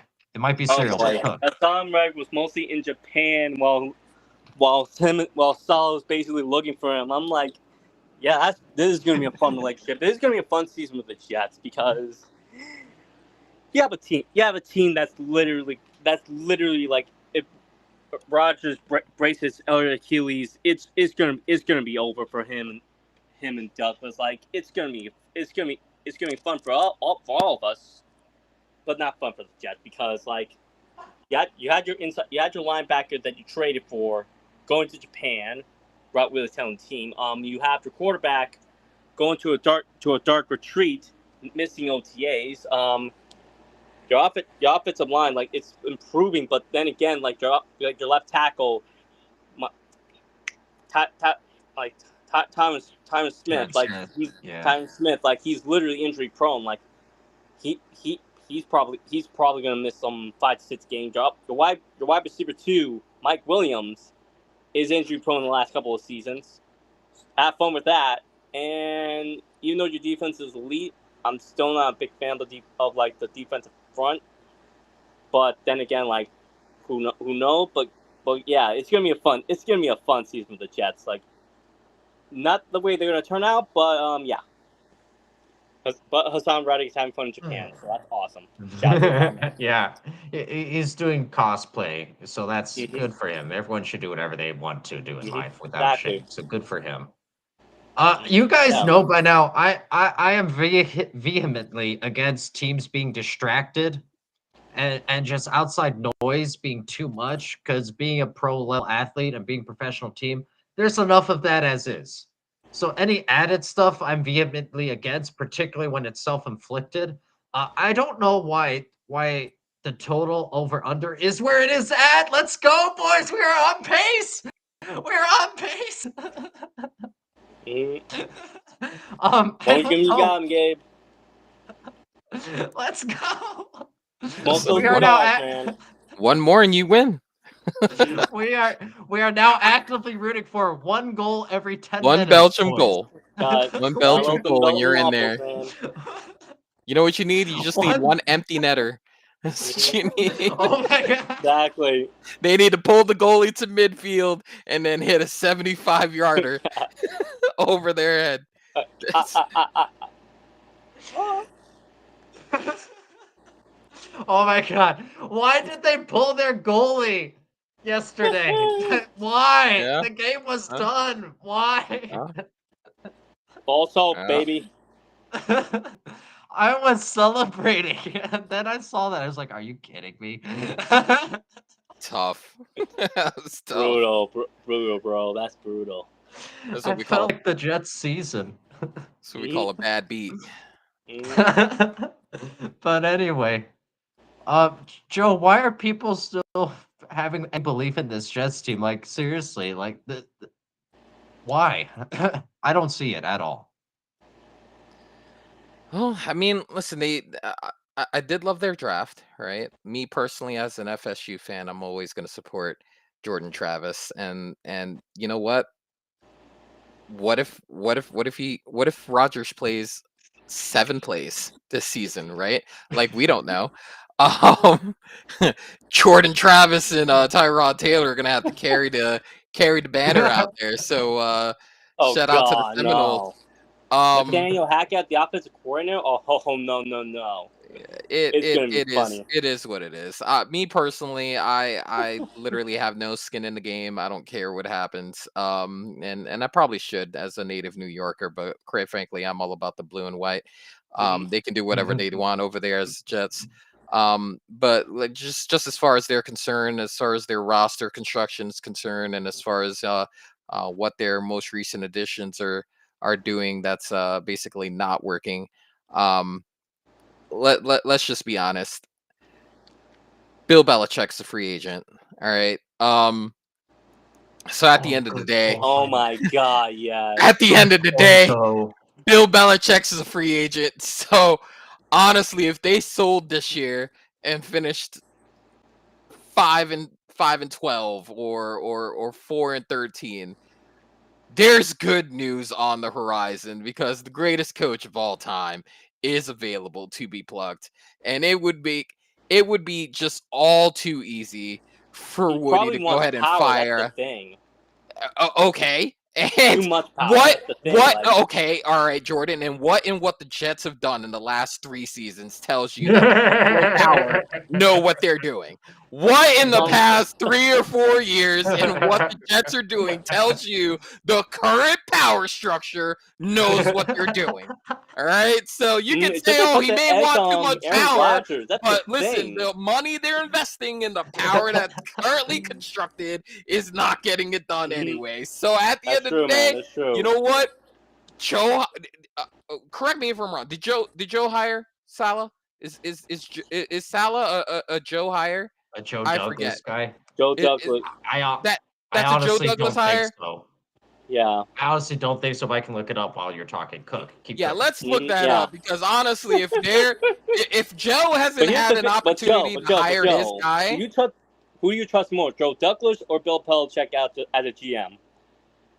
Gabe will probably deal with Joe than Bill I'll Belichick take Bill drafting. Belichick. What are you talking about? Recent, recent memory aside, he actually has shown a consistent body of work that says that he has the capability of doing it. What we've seen Joe Douglas do is literally hire the whole IR list from different teams. Like he literally hired people right off. I think he hired them in his brain right off the IR list.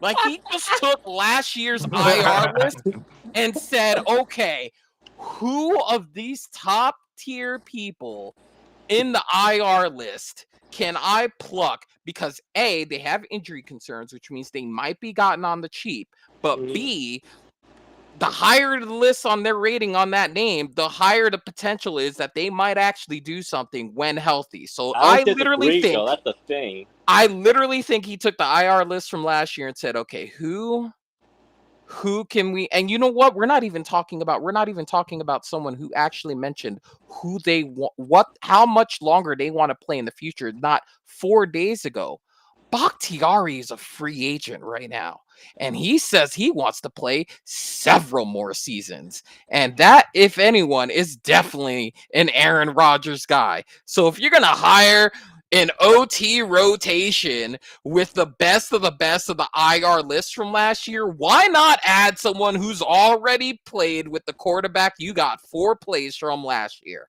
Why not take a look at David Bakhtiari, make him play on a prove it deal, have Aaron, give him a little ayahuasca in the offseason, kind of like, put him in a very calm state of mind while he sells him on the idea of playing together in New York. Why not? You've already hired half the IR list from other teams. You might as well Get just Jay put one Kuzman. he's familiar with.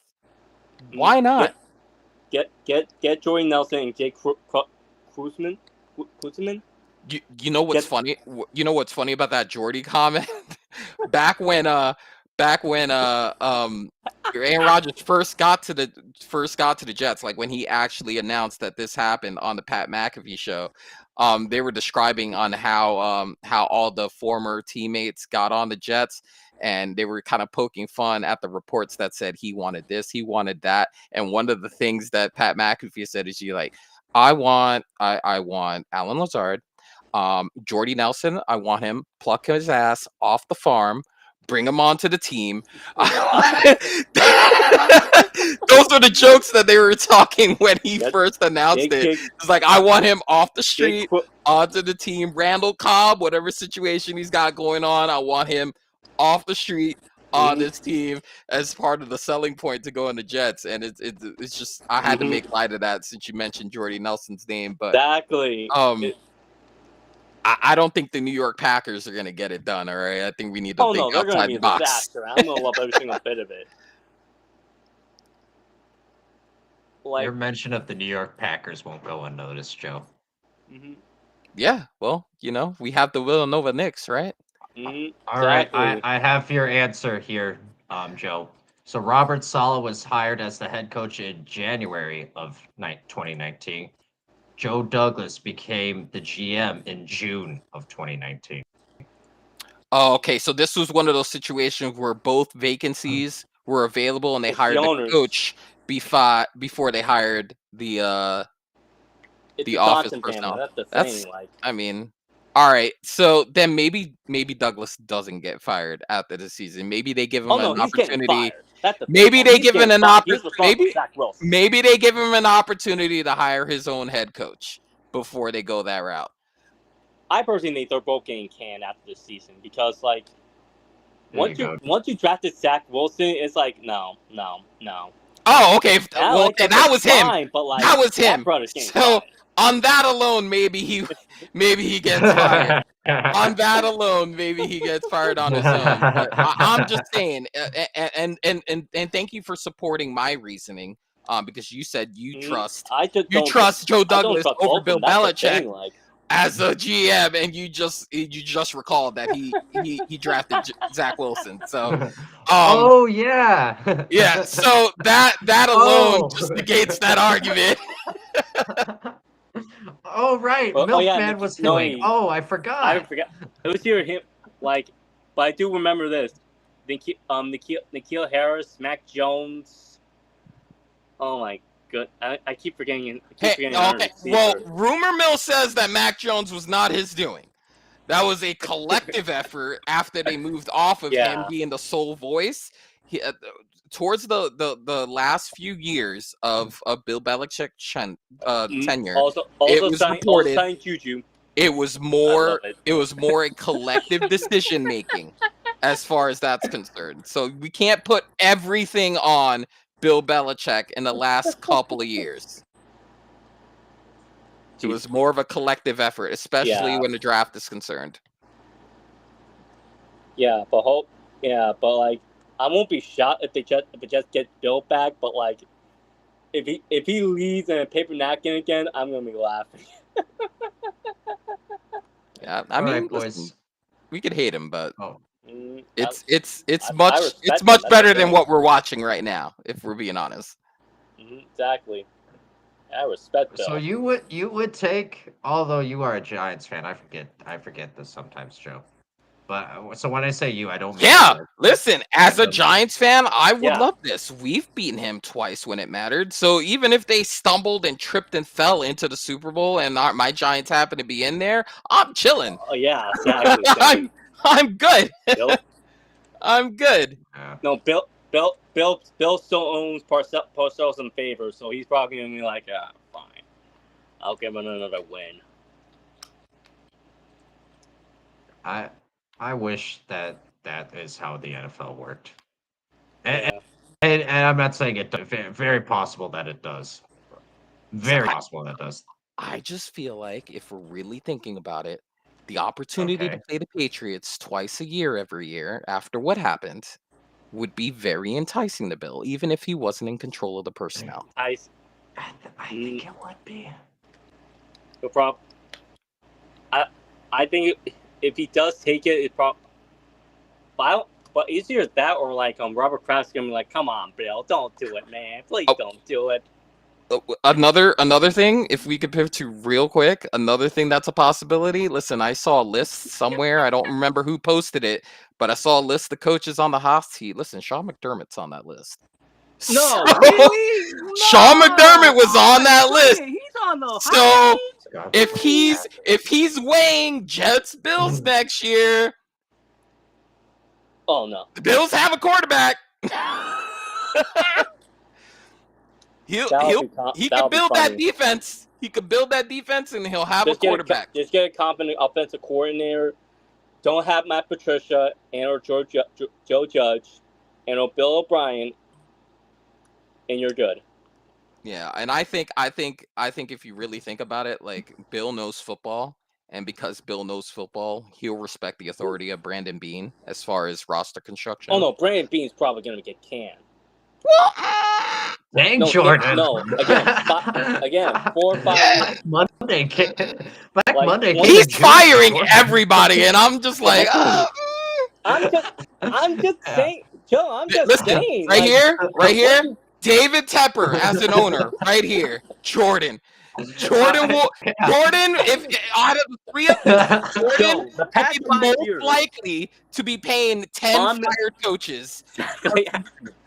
That's Yeah. David Tepper as an owner right here. Contract, that and the way it's structured, that brother's gonna be on the hot seat. That like McDermott Jordan's and Bean are on the hot no seat. checks, brother. They're scorching right now because like the past 4 or 5 years of being in the playoffs, you lost in the championships against the Chiefs. You lost in the division. You lost in the divisional against the Chiefs. You lost in the divisional against the Bengals. And you have the division again against the Chiefs. Yeah, but who's won against the Chiefs? Bucks. Like you're acting like everybody and their moms is out here beating the Chiefs. They've won 3 out of 4, brother. Like, what do you mean? Everyone's losing against the Chiefs. You make it sound like there's a team out there that's like, oh man, why can't they be like this team? They own the Chiefs. No one owns the Chiefs. Regular season 3-0, Josh Allen. Poor Bills just happen to exist in the Andy Reid Chiefs era. Like, sucks to suck. Like, you know. This is how Jordan analyzes football. You lose to the Tom Landry Cowboys, you suck. You're on the hot seat. You know, you lose to the Ray Lewis, Baltimore Ravens. Out of here. Get out of here. You lose. You can't beat the 80s Lakers. Gone. 90s Bulls. You can't beat them. Gone. Trash. Done. You can't beat the Kobe and Shaq Lakers. Gone. Trash. That's how everyone learn Chinese, buddy. That's how owners stays. It's like, oh, I can't beat my clockers. Get out of my dice. Get someone that's a winner. God forbid you exist in the era of dynasties. Anyone who's lost against the Patriots, trash. Get out. Get out. You're fired. All right. So is Andy Reid and Kyle Shanahan, are they officially on the hot seat, Jordan? Oh hell! No, Shanahan's on the hot seat. You know why? Because he can't beat the Rams and he can't beat the Chiefs. Fired. Shanahan's on the. No, Shanahan's like Syphilis. He can't just get anything up there. He's like, okay. I can't. He's like he's in the syphilis. He's in the syphilis category of coaches. Like he can't win the big one. 28-3, baby. He can't escape it. Yeah, I mean he was ahead in the Super Bowl too. So I mean he's getting burned every way around. Poor guy. Mm-hmm. Well, this was fun, boys. I enjoyed myself. We gotta can all the coaches in the world, and keep we lost in New Orleans. Keep Dennis out in New Orleans. They're gonna suck with him. They're gonna suck without him. It's gonna be fun. And Mike McCarthy, Jets. If he's fired, get him. I don't care. Get him. All right. I might come to regret this question, but is this a must year? Is this a must-win year for Dennis Allen, Jordan? Oh no! Saints ownership is complacent. They are fine with mediocrity. They're keeping that man. Okay. They're keeping that man unless they lose like 13 games. Because like the past 8, 9, 8 seasons, like, and you're keeping mediocrity. Come on. You know, here's what I think about that, and it's a very good point he's making because, the Bengals were the same way for a long time, having kept help me out, Marvin Lewis. They've kept Marvin Lewis for a very long time, and he was the captain of mediocrity. There were some seasons, and he didn't even have a Super Bowl as collateral for having been there that long. At least Peyton had a Super Bowl championship, but that bought him a lot of equity. Same thing with Mike McCarthy. Mike McCarthy with the Packers, there were a lot of years that he didn't get the job done, and they finally got rid of him too. So um, Thankfully. the Saints are a very patient bunch apparently, and you know what? I'm honestly not mad at it, and I'll tell you why. For the same reason that I wasn't mad at it with the Bengals. When you suck for so long and you get a stretch of time where you're actually relevant in this space, you try to hold on to that for as long as you can, for the simple fact that you know what it's like to go through a whole decade of being S tier talent. Okay. And now Detroit is starting to know what that feels like. Detroit is ascending. Detroit has a staff in place that may carry them into the 2030s. They have a quarterback that may carry them into the 2030s. So when we get to 2030 and we're looking back on what Detroit has done, if they've won a championship, if they've not won a championship, I'd argue if they've averaged at least 10 to 11 wins every season until 2030, Dan Campbell and Brad Holmes are not going anywhere. For the simple fact that they know what it's like to suck for an enormous period of time. That if you get them into an echelon to where they're competitive week to week and competitive year to year, you're going to hold on to that if you're a part of a moribund franchise like the Saints or like the Bengals. So I'm not mad at it where the Saints are concerned, because I remember when they were the ones wearing the bags over their heads and they couldn't win more than 3 to 4 games a season. And shout out to Mike Ditka, who traded literally a whole entire draft for Ricky Williams. And they have some history with that franchise, okay? So if they want to hold on to mediocrity until they figure out how to get back to the upper echelon, damn it, hold on for dear life, okay? Shout out to Derek Carr. Yeah, shout out to Derek Carr, shout out to his contract, shout out to the Saints cap hell, and also shout out for keeping a coach in which the entire team literally went rogue to have Jamal Williams to score a touchdown in the last. And also shout out to the loud gum chewing Mickey Loomis at the press conference. Love it. Oh God, I love it. Well, Jordan, you managed to fire all the staffs except for one, so we found it. But in this discovery, we also realized, Jordan, you actually made a really, really good point. And so I apologize for mocking your unwillingness to keep a coach because they couldn't beat the 04 Pistons and the Isaiah Thomas Pistons and the Michael Jordan Bulls teams. I apologize for my transgressions, Jordan. Man, God, you guys all sucked in the 90s for not beating Jordan, man. All of you. Exactly, all of them. Should have been fired back then. Get out of here. You can't beat Jordan and the Bulls. You can't be here. Get out. George calling the Sonics.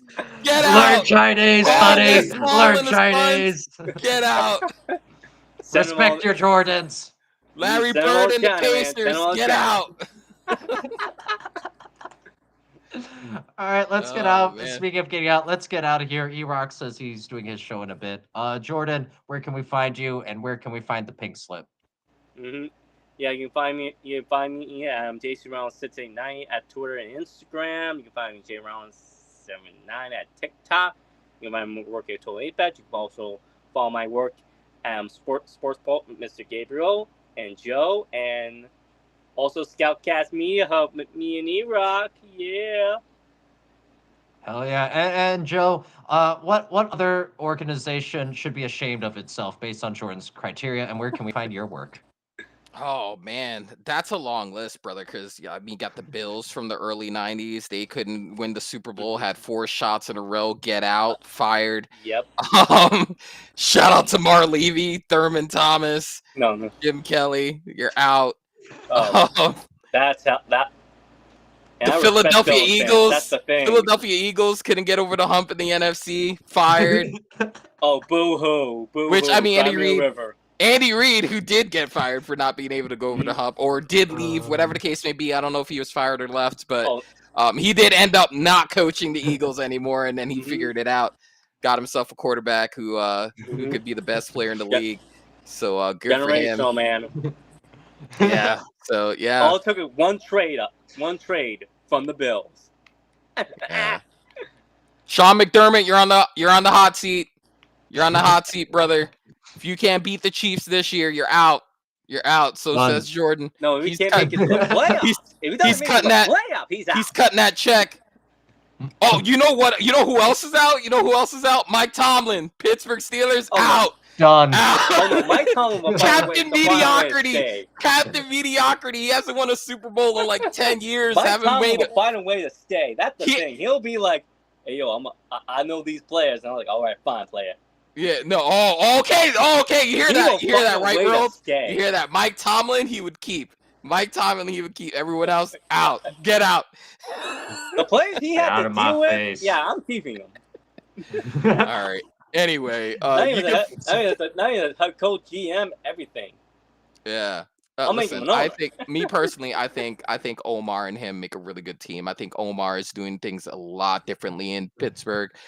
He's actually making more free agent moves than Kevin did when he was the GM. A lot less conservative. They're shooting for more balance on their team, building through the draft, but also spending a little money in the offseason. So shout out to kind of like reinventing how they do things in Pittsburgh, and I think that's what bought Mike Tomlin some time. I think to give that relationship a chance to go. So Second push. yeah. The second era, and you know what? Who knows? Maybe Mike Tomlin wanted to be more active in free agency, but Kevin didn't want to go that route, and he just had to deal with the roster that he had. So maybe he finds a second wind with Omar as GM. So let's keep an eye out on that. You can go ahead and find my work at Java Joe Sports on the X. Link to my writing profile is there. You'll find some screenwriting on there, some flash fictions on there. Keep an eye out for some new stuff while I go through my master's program. They might find themselves on there as well. Shout out to the New York Liberty, representing the city as only they can.